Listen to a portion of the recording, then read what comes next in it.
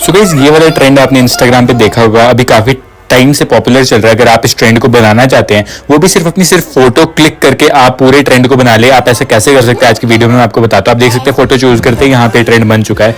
आप कैसे बना सकते हैं मैं आपको बताता हूँ। आप लोगों को सिंपली इस वीडियो में मैं एक VN कोड देने वाला हूँ, आपको मैं दिखा देता हूँ। आपकी स्क्रीन पर भी VN कोड मैं आपको शो करके दिखाता हूँ।